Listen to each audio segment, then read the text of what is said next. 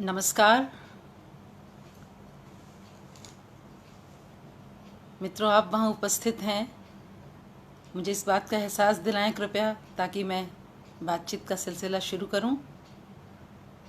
चलिए, मुझे 2 श्रोता अपने दिखाई दिए, 3 दिखाई दिए। मैं आपसे दुआ सलाम कर लूं। अरे वाह, नंबर 5 हो गया। रश्मि जी, क्या आप वहाँ पर हैं?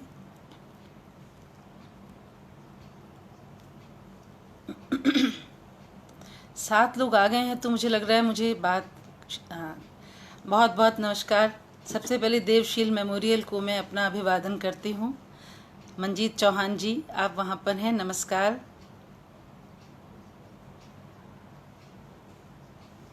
आज ये एक मौका है फिर से आप लोगों से रूबरू होने का। मधु कौल जी, बहुत शुक्रिया आने के लिए, स्वागत आपका। अब मुझे 11 लोग नज़र आ रहे हैं, तो मुझे लग रहा है कि के कृष्णा जी, बहुत बहुत नमस्कार। प्रमोद कुमार कुश जी हैं, स्वागत आप सबका मेरी ओर से भी, और बहुत शुक्रिया आप सबके आने के लिए। दिनेश दवे जी हैं, नमस्कार, स्वागत, अभिनंदन और अभिवादन। प्रमोद कुमार जी, नमस्कार, शुरू कीजिए। चलिए, आपकी इजाज़त मुझे मिल गई तो मैं शुरू करती हूँ।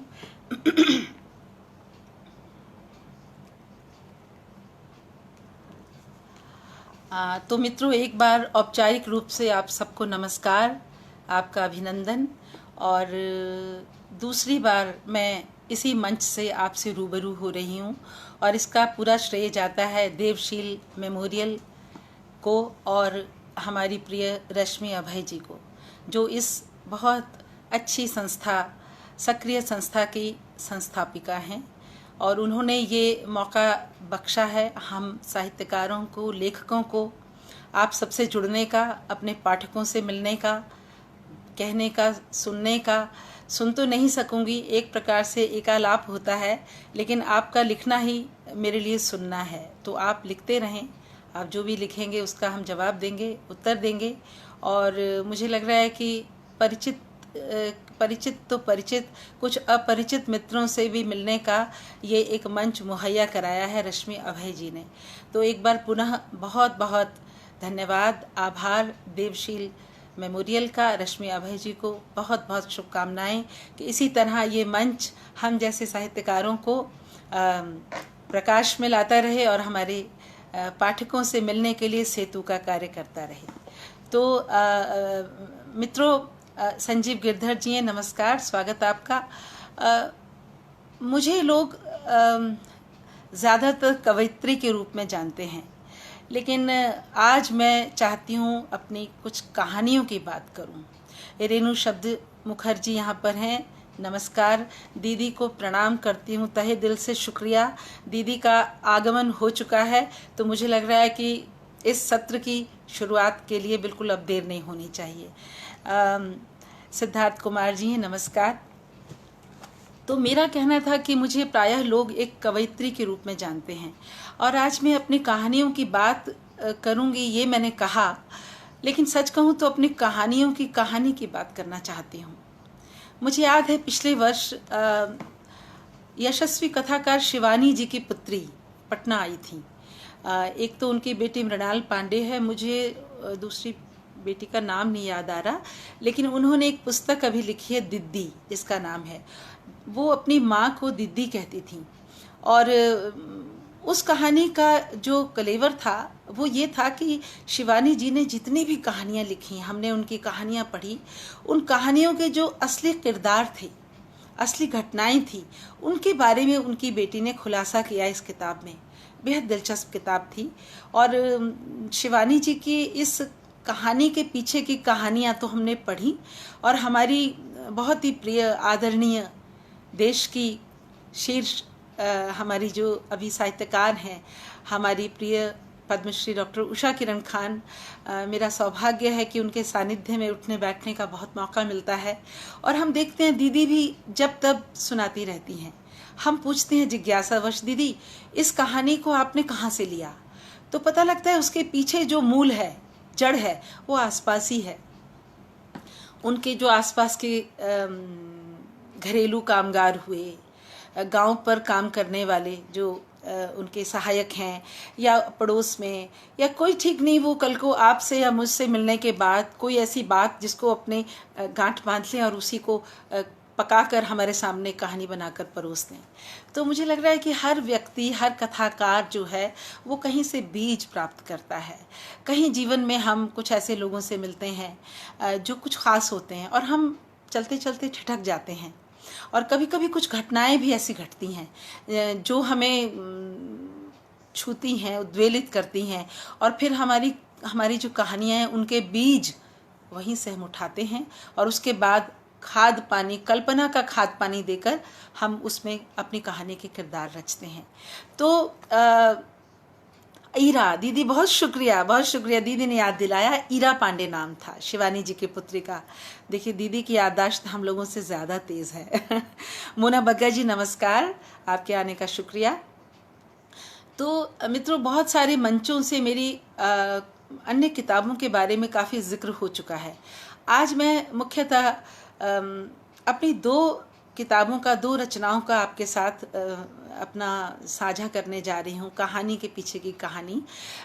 एक तो मेरी सद्य प्रकाशित पुस्तक, जो सद्य तो नहीं कहूँगी, पिछले वर्ष प्रकाशित हुई, वीणा अमृत, बहुत स्वागत, नमस्कार। किसले कुमार, बहुत शुक्रिया आने का। तो एक टीचर की डायरी जो मेरी हाल में अभी ताज़ा प्रकाशित हुई है, उसके बारे में मैं आपको बताऊंगी। दूसरा मेरा एक प्रकाशनाधीन उपन्यास है जो अब पूरा हो चुका है और वो पाइपलाइन में है, जिसका नाम अभी तय नहीं हुआ है। मेरे पास 3 प्रस्तावित नाम हैं, इसलिए मैं उसके बारे में भी नाम अभी नहीं अनाम उपन्यास आप मान सकते हैं। हाँ वीना, मैंने देख लिया है, तुम्हारे आने का बहुत धन्यवाद। मित्र आते हैं तो ऊर्जा बढ़ जाती है, तो मुझे बहुत अच्छा लग रहा है कि यहाँ सब लोग मिलने वाले हैं, और जो न मिले हैं आज तक वो भी यहाँ पर देवशील मेमोरियल के माध्यम से हैं। तो मेरी जो कहानी है, मेरी जो पुस्तक है एक टीचर की डायरी, मित्रों ऐसी 26 वर्षों के अपने शिक्षण काल में ऐसे बहुत सारे बिंदु आए, ऐसे बहुत सारे मकाम आए जहाँ मैं ठिठक गई, या जिन्होंने उंगली पकड़कर मेरा ध्यान अपनी ओर खींचा। तो मैं कहना चाहूँगी कि मेरी जो ये किताब है एक टीचर की डायरी, इसमें बहुत सारे ऐसे मुझे किरदार असली जीवन से मिले, अपनी कर्म भूमि से मिले। जैसे उदाहरण के रूप में मैं कुछ एक का जिक्र करना चाहूँगी। जैसे छोटी छोटी बातें हैं, स्कूल कॉलेजेस में जब परीक्षा होती है, आप जानते हैं मैं शिक्षण से जुड़ी रही, परीक्षा भवन में नकल करने का, मान लीजिए जो निरीक्षक है वो एक देखता है कि कोई नकल कर रहा है, अब उस स्थिति को हैंडल करना ये बड़ी संवेदनशील अवस्था होती है। तो मैंने देखा मेरे विद्यालय में एक बच्ची जिसने नकल की, और उसके बाद आप कहानी पढ़ेंगे तो आपको पूरा खुलासा होगा। लेकिन वो बच्ची नकल करने वाली एक गलत दिशा में जो जा रही थी, वो किस प्रकार से सही वक्त पर उसका मार्गदर्शन किया गया तो वो बच्ची आ गई। तो मुझे लगा कि बहुत सारी ऐसी हमारी विद्यार्थियों की पौध है जिसे ऐसे मार्गदर्शन की ज़रूरत है। एक ऐसा किस्सा मैंने सुना जिसमें एक बच्ची का बहुत दुर्भाग्यपूर्ण बात थी, उसका यौन शोषण हो रहा था और उसके अभिभावक इस बात से अनभिज्ञ थे। न जाने कितने बच्चे जो हैं वो इस बुराई के अंधकार में शोषित हो रहे हैं और माता पिता उससे अनभिज्ञ हैं। तो मैंने एक कहानी, मेरी रक्षा कहानी जो है वो मेरी यौन शोषण के ऊपर है। और उसके बाद जो परीक्षा भवन में नकल करने वाली जो घटना है वो मुआफ़ी नाम की कहानी है मेरी। एक कहानी इतनी मेरी इसमें संवेदनशील है जिसमें एक छात्रा है जिसके पिता के अनैतिक संबंध थे किसी से, और वो समस्या को मैंने देखा और मुझे लगा कि हमारे जो किशोर होते हैं उस अवस्था में, युवा, अगर उनके माता पिता इस तरह की चीज़ों में लिप्त होते हैं तो बहुत बहुत दुखद होता है ये उनके लिए। एक बहुत बड़ा समझिए कांच की तरह कुछ सपने छन्न से टूट जाते हैं और माता पिता इस बात की ओर ध्यान नहीं देते। तो मैंने एक कहानी लिखी जिसका नाम है गुंजल। एक बहुत कॉमन समस्या है कि बच्चे मुझे लग रहा है मेरे सभी श्रोताओं में से भी कुछ ने ये जाने अनजाने किया होगा। हम बचपन में माता पिता के डर से अपने स्कूल से जो नोट जाता है डायरी में, उसमें नकली दस्तखत कर देते हैं। तो एक बार मेरे सामने ये घटना आई, किसी ने दस्तखत किए और उसके बाद काफ़ी बड़ा इसका जो ये काफ़ी एक नेगेटिव मोड़ लेने लगा था। तो मुझे लगता है वो हाथ जो छोटे से स्कूल के नोटबुक में दस्तखत करते हैं माता पिता के, और वो बचना चाहते हैं, वो कहीं बड़े होकर किसी बैंक की चेक बुक पर दस्तखत करके नकली नटवर लाल ना बन जाएं। तो इस तरह के मैंने विषय चुने और ये विषय मुझे मिलते गए और मैं उनको अपने कहा जाए कि अपने कोश में इन बीजों को संरक्षित करती गई। एक बड़ी सिंपल सी बात थी कि किसी बच्चे का नाम जो है वो उसको पसंद नहीं है। अब तो ऐसा नहीं होता, लेकिन माता पिता ने नाम रख दिया और बच्चा उस नाम से बहुत चिढ़ता है, उसे नफरत है अपने नाम से, और बच्चे जो हैं उसके सहपाठी उसकी बुलिंग करते हैं, उसे चिढ़ाते हैं। तो वो बच्चा जो है वो किस कदर वो कुंठित हो गया है बच्चा। तो एक कहानी मैंने लिखी, आई हेट माई नेम। इस कहानी में कुछ जिक्र उसी तरह का है। 2 बच्चे मेरी क्लास में ऐसे थे, मैंने देखा जिनकी 2-3 साल से आपस में बातचीत बंद थी, मतलब they were not in talking terms. और वो बच्चे कितने बड़े थे, मुझे तो 15-16 साल की उम्र में मिले, 12-13 बरस में वो इतनी गांठ बांध कर बैठे थे। कितनी दुखद बात है। समाज में आज इतना वैमनस्य है, जाति धर्म संप्रदाय और लैंगिक भेद के कारण इतना कहा जाए उठापटक है। तो क्यों ना हम उन्हें बचपन में ही उन्हें हम संवार दें, उनके मन में ये जो गांठें बंध रही हैं इनको हम।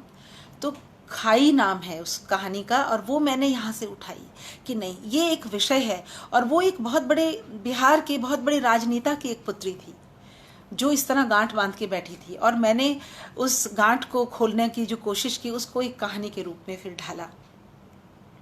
बहुत सारे ऐसे और भी किस्से हैं। एक बहुत ही बेहद मतलब हर वर्ष मिलती थी मुझे, एक क्या, बहुत अंतर्मुखी होते हैं कुछ बच्चे जो बात नहीं करना चाहते हैं, अपनी ही भीतरहीन भावना से ग्रसित होते हैं। तो मुझे लग रहा है कि वो बच्चा, उसको अगर एक टीचर जो है उसको एक चुनौती के रूप में ले, तो किस प्रकार वो बच्चा कल को, आज वो बच्ची जिसका मैंने इस कहानी में जिक्र किया है, वो देश विदेश में अपनी संस्था का और हमारे देश का वो नेतृत्व कर रही है। तो देखिए वही बच्ची है ये। तो मुझे लग रहा है कि हर संस्थान में, शिक्षण संस्थानों में ऐसे बच्चे हैं जो अपनी कुंठाओं से, अपनी समस्याओं से और हीन भावना से युद्ध कर रहे हैं। और अगर हम लोग थोड़ा सा कोई मार्गदर्शक मिल जाए, उनके कंधे पर एक हौसले का हाथ रख दे और थोड़ा सा उनके प्रशंसा के 2 बोल अगर उन्हें बोल दे और उनके मन की गांठ खोल दे, तो बच्चे, उनकी परवाज़ खुल जाती है और वो बहुत आगे तक जाते हैं। और मुझे लग रहा है कि हर जगह पर ऐसी टीचर्स की ज़रूरत है, ऐसे अभिभावकों की ज़रूरत है जो उन्हें निराशा, चिंता और अवसाद के कुएं से खींच लाए। तो मित्रों, आपकी इजाज़त हो तो मैं एक टीचर की डायरी से एक कहानी का आपको अंश सुनाऊं, और उसके पहले मैं देख लूं आप मुझे कितनी इजाज़त दे रहे हैं। केकी जी कह रही है मैंने सब कहानी पढ़ी है, बहुत धन्यवाद। कहने का मुकेश जी नमस्कार। चलिए, आप मित्रों की वजह से हम प्रेरित होते हैं। मंजीत चौहान जी नमस्कार। रौनक अफरोज़ जी का हम सलाम करते हैं। मीमांसा शेखर, बहुत बहुत शुक्रिया आने का। मोना बग्गा जी, मुझे बहुत अच्छा लगता है जब आप जैसे यहाँ पर बहुत ही प्यार करने वाले श्रोता रहते हैं।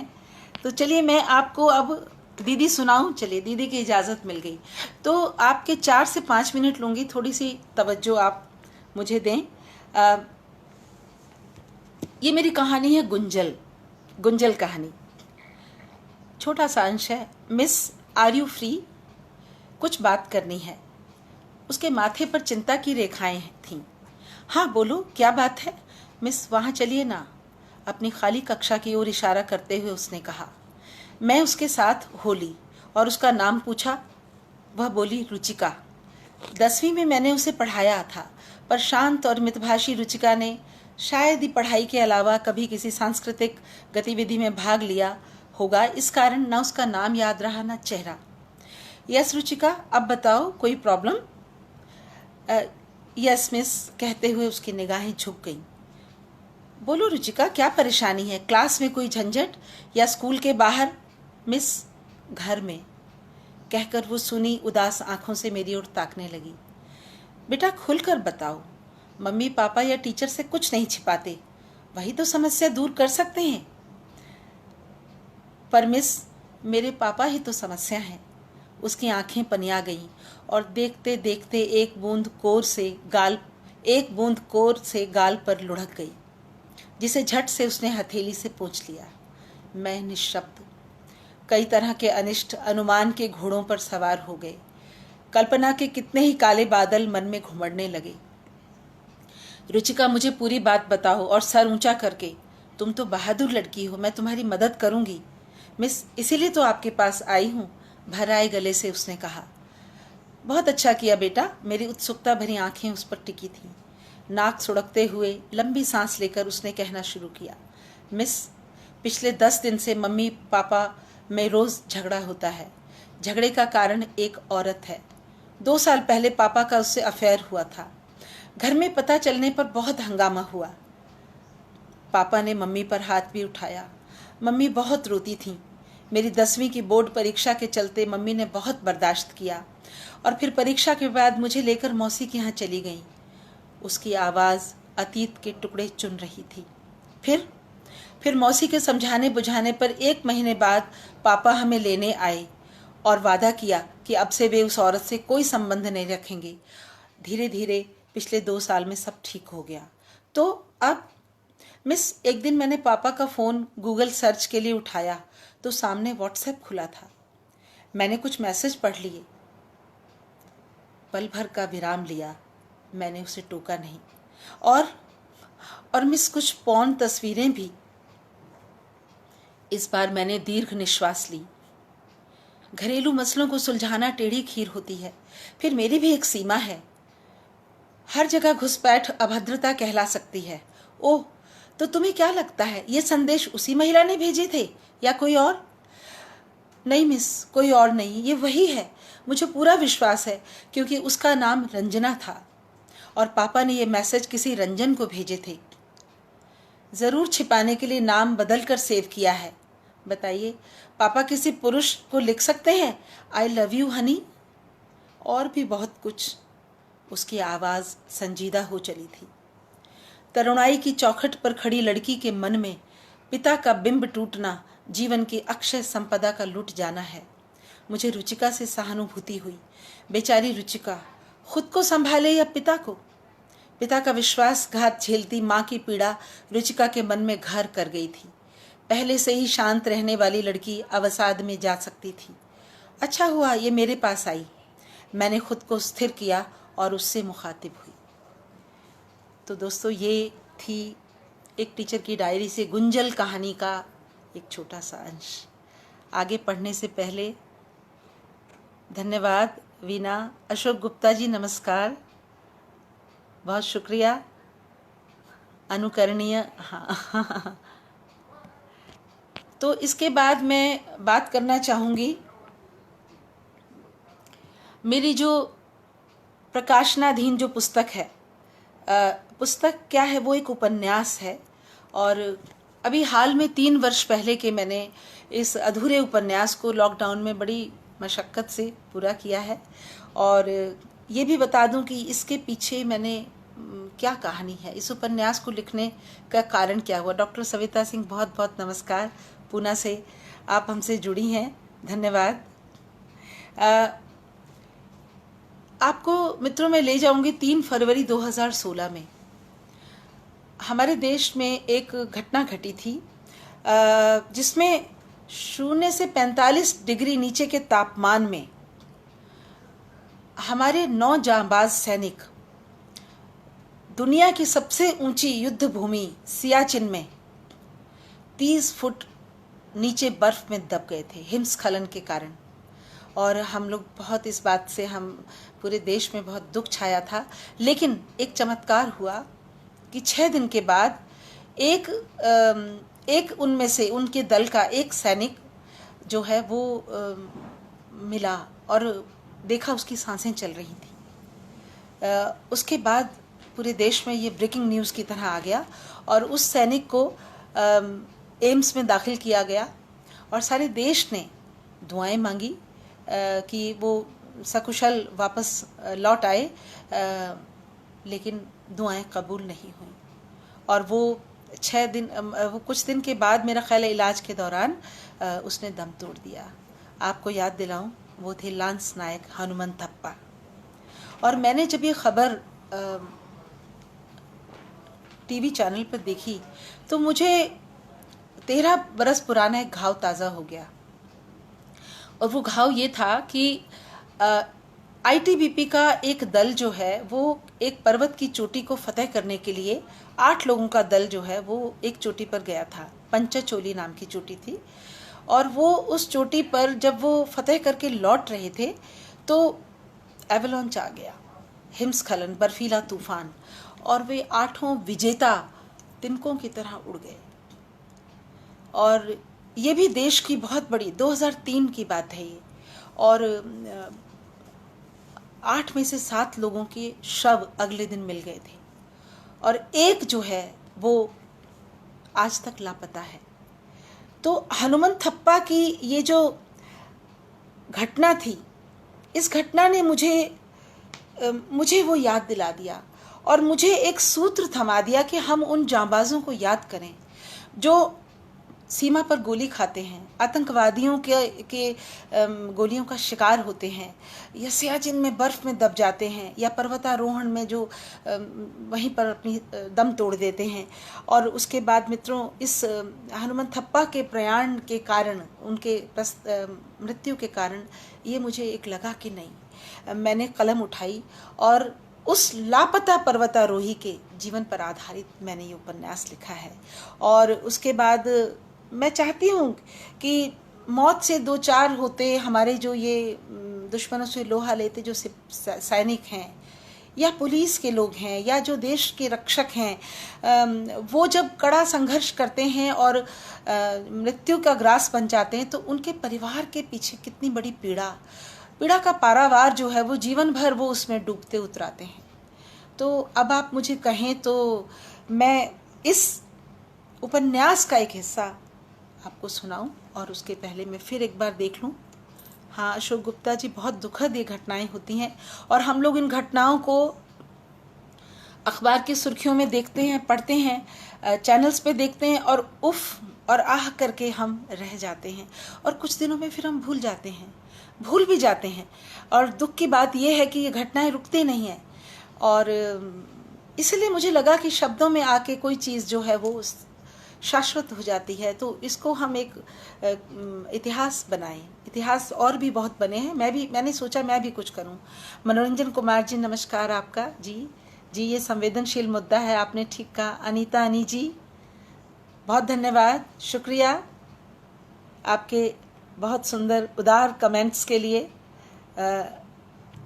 और भी कुछ लोग हैं यहाँ पर, सबका शुक्रिया। अशोक गुप्ता जी, तो मैं आप कहें तो इजाज़त दें तो मैं इसका अपने बिल्कुल अभी प्रकाशनाधीन है उपन्यास, थोड़ा सा मैं आपको इसका नज़ारा दूं। जी बिल्कुल, मुझे इजाज़त मिली है। लापता हुआ जो व्यक्ति है, सोचिए उसके परिवार की क्या दशा है। ये इसका प्रसंग मैं आपको बता रही हूँ। शाख से असमय टूटे पत्ते जिजीविशा के रंग और उम्मीद की नमी को बचाए रखने की पुरजोर कोशिश करते हैं, फिर धीरे धीरे सूख कर बदरंग हो जाते हैं। उनकी जिंदगी भी उसके मिलने की आस में मुरझाने लगी थी, यानी उस लापता के परिवार वालों की जिंदगी उसके ना मिलने से मुरझाने लगी थी। वो जरूर मिलेगा, इस आश्वस्ति की उंगली पकड़कर अनिश्चितता के लंबे खुरदरे पुल पर वे चले जा रहे थे नंगे पांव। पुल था कि खत्म होने का नाम ही नहीं ले रहा था। वो शाम का धुंधलका था और हवा में छुरी की धार सी शीतलहर। खिड़की दरवाजे बंद करके जलती सिगड़ी के आगे वो चाय सुड़क रही थी। दरवाजे पर आहट सुन चौकन्नी हुई तभी दरवाजे पर लगी घंटी बज उठी। हाथ का प्याला तिपाई पर रखते हुए दरवाजे का रुख किया। कौन हो सकता है, सोचते हुए दरवाज़ा खोल दिया। सामने एक अपरिचित खड़ा था।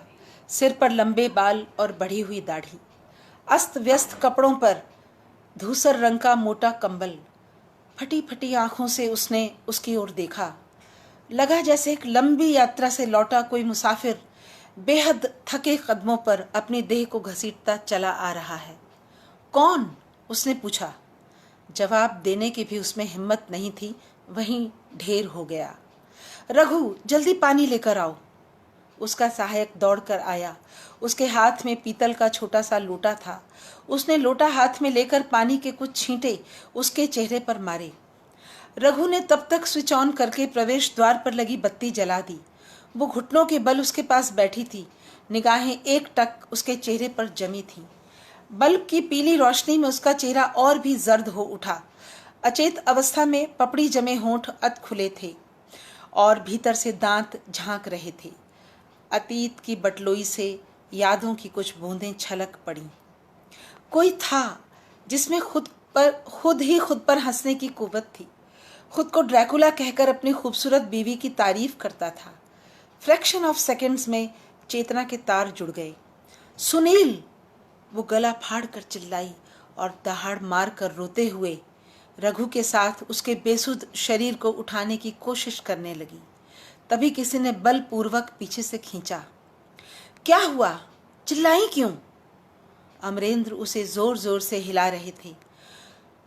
वो विक्षिप्त सी उन्हें ताक रही थी। सुध आते ही फूट फूट कर रोने लगी। बुरा सपना देखा क्या? उनका स्वर कोमल हो उठा। अमर, वो आया था। कौन आया था? हिचकियां रोकते हुए बमुश्किल कह पाई, सुनील। अमरेंद्र सारा माजरा समझ गए और एक बच्चे की तरह उसके माथे पर थपकियां देकर उसे सुलाने की कोशिश करने लगे। अमर, मेरा दिल कहता है वो जिंदा है।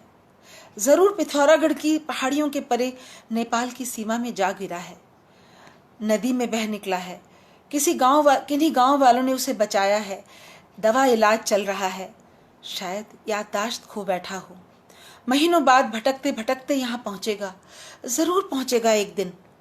देखो, 4 बज रहे हैं। मेरा सुबह का सपना झूठा नहीं हो सकता। सैकड़ों लोगों की दुआएं बेकार नहीं जाएंगी। उसे आना होगा। अमरेंद्र की आंखें भी पनिया गईं। उस भोर बच्चों की तरह लिपटकर वे दोनों खूब रोए थे। तो ये था मित्रों मेरा उपन्यास का एक अंश। अब आप मुझसे या तो फरमाइश करें। आज मैंने कविता को बिल्कुल जी हाँ, सचमुच ये बहुत दुखद घटना थी और मुझे लग रहा है कि इस घटना को लिखते हुए मुझे भी 100 बार मरना पड़ रहा है। हाँ सविता जी, आप ठीक कहने, लहना सिंह याद आ गए। वो जो कहानी थी उसने कहा था, क्या लहना सिंह भी की तरह ही ये लोग भी। इसीलिए मैं चाहती हूँ कि कोई फिर से कोई आए और इन्हें अमर कर दे। अब मुझे याद आ रहे हैं। थोड़ा सा मैं चाहती हूँ विषयांतर करूँ, माहौल थोड़ा बोझिल हो गया है। मुझे फैज़ की बात याद आती है जो कहते थे, वो लोग खुशकिस्मत हैं जो प्रेम को, जो इश्क को काम समझते हैं। देखिए, हम सारे काम करते हैं ज़िंदगी में, इश्क ही करना भूल जाते हैं क्योंकि हमें फुर्सत नहीं है। और फैज़ का कहना है, एक गुल के मुरझाने पर क्या गुलशन में कोहराम मचा? नहीं मचा। एक गुल के मुरझाने पर क्या गुलशन में कोहराम मचा? एक चेहरा कुम्हला जाने से कितने दिल नाशाद हुए। तो हम लोग सोचते नहीं हैं कि सामने वाले के चेहरे पे मुस्कुराहट लाएं, और वो मुस्कुराहट आती है प्यार से, प्रेम से। शर्मा आर.के. जी नमस्कार। सौम्या सुमन, वाह, थोड़ी देर से आने पर भी शुक्रिया। या हो सकता है आपने अपनी उपस्थिति अभी दर्ज कराई है। मैं जानती हूँ आप ज़रूर पहले से उपस्थित थी। तो मित्रों, अब मुझे लग रहा है कि वक्त काफ़ी हो चला है। तो एक टुकड़ा मैं चाहती हूँ, टुकड़ा नहीं है ये, आप जो कहें, सबसे पहले मैं ये कहूँगी, दुनिया का सबसे खूबसूरत एहसास है प्रेम। बड़ा कोमल और मीठा एहसास है ये, बिल्कुल छुई मुई के पौधे सा, और इसे सींचना पड़ता है, हर वक्त सींचना पड़ता है। ज़रा भर अनदेखी की कि मुरझा जाता है। और हम जिंदगी की आपाधापी में, अनजाने में हम इसकी ओर से विमुख हो जाते हैं, और उसके बाद क्या करते हैं, हम प्यार से विमुख होते अपनी तरावट खो बैठते हैं। और प्रेम को बचाने का कारगर नुस्खा क्या है? अभिव्यक्ति। प्यार है तो कहो। प्यार में कहना ज़रूरी है, हम कहते नहीं हैं। हम प्यार करते हैं, हम भले ही अपने प्रेमी से प्रेम करते हैं, अपने मित्र से करते हैं, हम अपने काम से करते हैं, हम अपने देश से करते हैं, मिट्टी से करते हैं, लेकिन उसे कहना चाहिए। अब बहुत सारे लोगों को प्यार है देश से, लेकिन हम जनगण मन नहीं गाएंगे। मेरे ख्याल में जनगण मन गा लेना भी एक प्रकार की अभिव्यक्ति है प्रेम की। ईश्वर भी अभिव्यक्ति चाहता है, हम उसे भी कहते हैं, हे भगवान तू महान है, क्यों कहते हैं? तो मुझे लग रहा है कहना। तो एक छोटी सी कहानी आपके लिए चुन के लाई हूँ, जिसमें यही है कि कह देना ही प्रेम को सींचना है। अगर हम कहते नहीं तो मौन, उस मौन के तले प्रेम मुरझा जाता है। तो मेरी छोटी सी कहानी 4 मिनट शायद लेगी। Thank you. आपके लिए कहानी में लेकर आई हूँ। Thank you Savita ji. हाँ, मैं प्यार बांट रही हूँ, मैं वही चाहती हूँ कि इस प्यार को बांटा जाए, जुबान से भी, शब्दों से भी। तो मित्रों, क्या सुनने की आप में धैर्य है? सुनाऊं मैं? बस ये 4 मिनट की कहानी सुना के हम सोच रहे हैं कि फिर हम, आप कहें तो कविता सुनाएं, नहीं तो छोड़ दें। जी बिल्कुल ठीक कहा, बिना अभिव्यक्ति के प्रेम मृत प्राय हो जाता है। जी जी दीदी, ठीक कहा। तो दीदी मैं सुनाती हूँ। Thank you. ये किसी प्रेमी प्रेमिका की कहानी नहीं है, ये मैं दे दूं माँ बेटी की कहानी है। आज उमा बहुत उदास है। पति के जाने के बाद 2 ही सहारे थे जिंदगी का सूनापन काटने के, कॉलेज की नौकरी और नेहा। नेहा अब 12वीं पास करके मुंबई चली गई। अब तो उसके कॉलेज का एक सेमेस्टर भी खत्म हो गया। लगभग रोज ही फोन पर बात होती है, पर आज कुछ अजीब सा खालीपन कचोट रहा है। शुक्र है लेक्चरर की नौकरी है, वरना तो ये तन्हाई जान ही ले लेती। लंबी सांस खींचकर वो रुक उठी और एक प्याला कॉफी हाथ में थामकर नेहा के कमरे का रुख किया। तस्वीर में मुस्कुराती बेटी कह उठी, चिल मम्मा, नो मोर डिप्रेशन। उमा हौले से मुस्कुरा दी, टेबल का दराज खींचा और भीतर रखी गुलाबी फाइल निकाल ली। नेहा की यादों का खजाना खुल गया। उसकी अनगढ़ हैंडराइटिंग में लिखा पहला card, happy birthday mamma, happy new year, happy mother's day, I love you, thank you जैसे दर्जन भर कार्ड थे। एक सॉरी कार्ड भी था, और जिसमें आंसू बहाता एक चेहरा अंकित था। हर संदेश और छोटी छोटी इबारतें अतीत की खट्टी मीठी यादों की शक्ल अख्तियार करने लगी।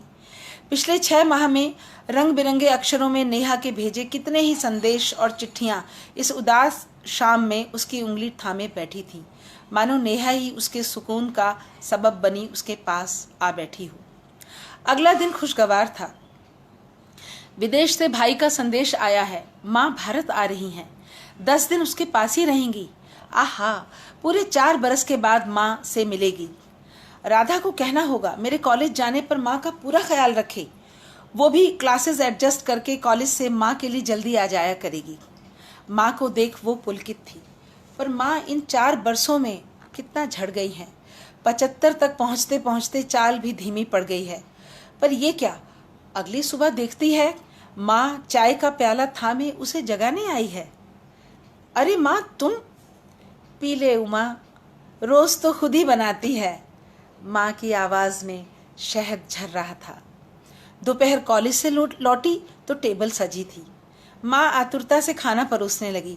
हाथ धोकर हटी तो माँ तौलिया लिए खड़ी थी। उमा को अपना बचपन याद आ गया, पर अब इस उम्र में माँ इतनी तकलीफ उठाए ठीक नहीं लगता। लेकिन क्या करे, माँ सुनती ही नहीं। यही सिलसिला चल रहा है पिछले 1 हफ्ते से। उमा नतमस्तक है बूढ़ी माँ की सेवा और वात्सल्य के आगे। जी चाहता है माँ के सीने से लग जाए, चरणों में लौट जाए, बिल्कुल वैसे ही जैसे उसकी बेटी नेहा उसके गले से लिपट जाती है। माँ के गाल चूमकर कहे थैंक यू माँ, ठीक वैसे ही जैसे नेहा उसके गालों को चूम चूम कर कहती है। पर हाय कैसे कहे, उसे तो लाज आती है, उसे आदत भी तो नहीं। उसके ज़माने में माँ बेटी में ऐसे लाड नहीं लड़ाए जाते थे। जिंदगी भर तो कहा नहीं, अब क्या आज के ज़माने की नकल करूं? पर मैं कितना रोमांचित होती हूँ नेहा के आई लव यू पर, थैंक यू पर। आहा, उस रोमांच, उस पुलक पर सारे जहाँ के सुख कुर्बान। क्या माँ को ये सुख नहीं मिलना चाहिए? और फिर कब उसकी पलकें नींद से बोझिल हुईं और वो सो गई। अगले दिन कॉलेज से लौटी, खाना खाया, सारा काम खत्म कर रात को अपने कमरे में सोने गई।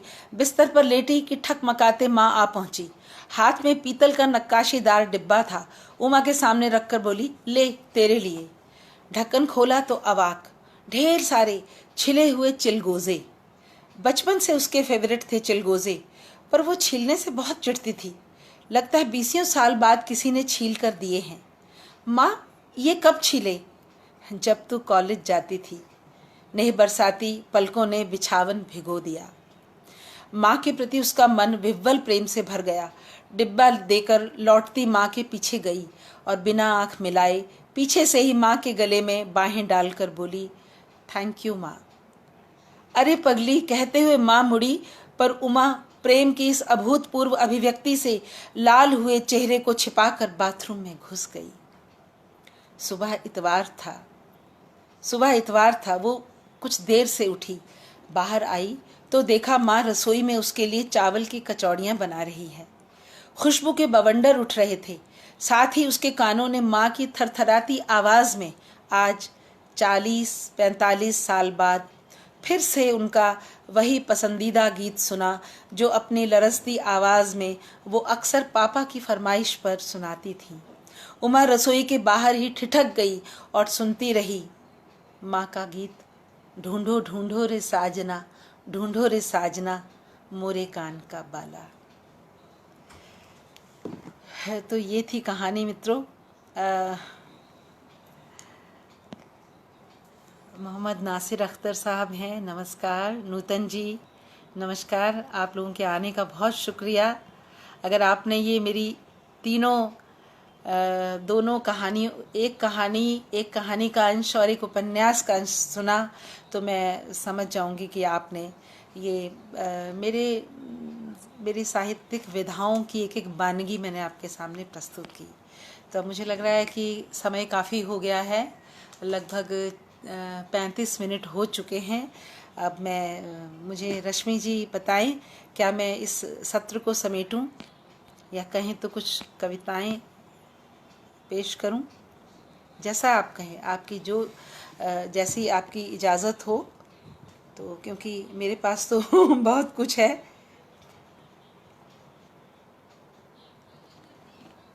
जी हाँ, हाँ सविता जी, आप तो मेरी प्यारी ननद बन चुकी हैं। हम लोग इंडोनेशिया साथ साथ गए थे और मुझे अच्छा लगता है जब आप आती हैं मुझे सुनने। तो मुझे लगता है कि मेरा बोलना सार्थक हो गया। नूतन सिन्हा जी, आप जैसे लोग जब आते हैं तो हमारे लिखने का लिखना सार्थक हो जाता है। तो चलिए एक कविता से मैं समाप्त करती हूँ। मुझे आपकी ओर से ना तो ये आ रहा है कि मैं ख़त्म करूँ, समय हो चुका है। एक कविता से, चूँकि मूलतः मैं कवित्री हूँ। भोलानाथ जी, नया नाम मुझे अभी। नमस्कार जी। माँ के साथ के रिश्तों की गठरी, जी बिल्कुल सही आपने कहा।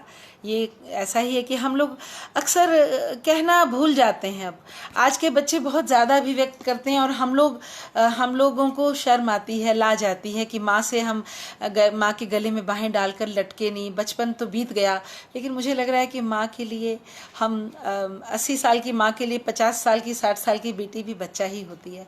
आज भी हम कभी उनकी बाहों में लटक कर देखें तो शायद उन्हें वो सुकून, वो आनंद मिलेगा जिससे शायद वो उनके जीवन में एक नई तरंग जागेगी और मेरी कहानी की माँ की तरह वो गुनगुनाएंगी और वो भी अंदर से कहीं तरंगित होंगी। तो मित्रों, अभी सिर्फ मैं एक पूरे सत्र का अवसान के तौर पे, कोरोना का काल चल रहा है, हम जानते हैं, लॉकडाउन खुलता है, बंद होता है, लेकिन कोरोना में जो हालत है हम सबकी, आज ही हमने अपने महानायक के परिवार को भी सुना है। हम सब दुआ कर रहे हैं कि वो ठीक हों।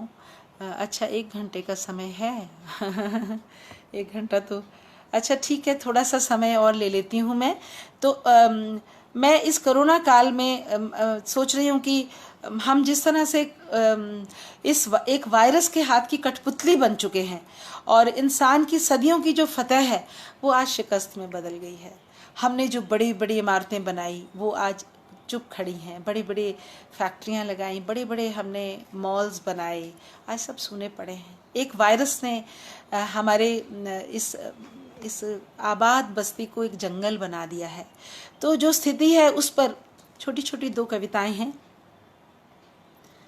आज जो माहौल है, गगन भर तिमिर है सागर भर आग, गगन भर तिमिर है सागर भर आग, छिन भर की जीत है युग भर की हार। हमारी युगों युगों की जो जीत थी वो आज क्षण भर की हो गई है और हमारी जो छोटी छोटी हार की जगह आज युग भर की हार। गगन भर तिमिर है सागर भर आग, छिन भर की जीत है युग भर की हार। आस के पंछी के पर कट चुके हैं, आस के पंछी के पर कट चुके हैं, शाख के पत्ते सभी झड़ चुके हैं। वक्ष में वंचना का धूम भर रहा है, हम ठगे से हैं, वंचित महसूस कर रहे हैं। अचानक ही क्या हो गया है? वक्ष में वंचना का धूम भर रहा है, किंतु बहुत दूर एक दीप जल रहा है। दोस्तों, दीप है उम्मीद का, हौसले का और ज़िंदगी को फिर से जीने का। हम फिर से सपने देखेंगे और बहुत ज़रूरी है सपने देखना, और वो हमारे सपने फिर पूरे भी होंगे, लेकिन हम सपना देखना ना छोड़ें। तो मेरी छोटी सी दूसरी कविता, एक अदद सपना। एक अदद सपना पंख लगा देता है, एक अदद सपना पंख लगा देता है डूबती चाहतों को, बेचैनी भर देता है राहतों के ठूंठ सीने में। बीमार जिंदगी को अब वेंटिलेटर से हटाया जा सकता है। दोस्तों, सपने जिंदगी की बैसाखी होते हैं। बीमार जिंदगी को अब वेंटिलेटर से हटाया जा सकता है। सपने की उंगली थाम चलाया जा सकता है उसे थके बीमार पैरों पर, दौड़ाया जा सकता है पठार पर, उतारा जा सकता है अतल गहरी घाटियों में। मैं भी चाहती हूँ बुनना एक सपना, मैं भी चाहती हूँ बुनना एक सपना, हल्के नीले रंग का तुम्हारी स्वेटर में डाले पैटर्न जैसा। मैं भी चाहती हूँ बुनना एक सपना, हल्के नीले रंग का तुम्हारी स्वेटर में डाले पैटर्न जैसा। वक्त की थोड़ी सी ऊन क्या उधार दोगे?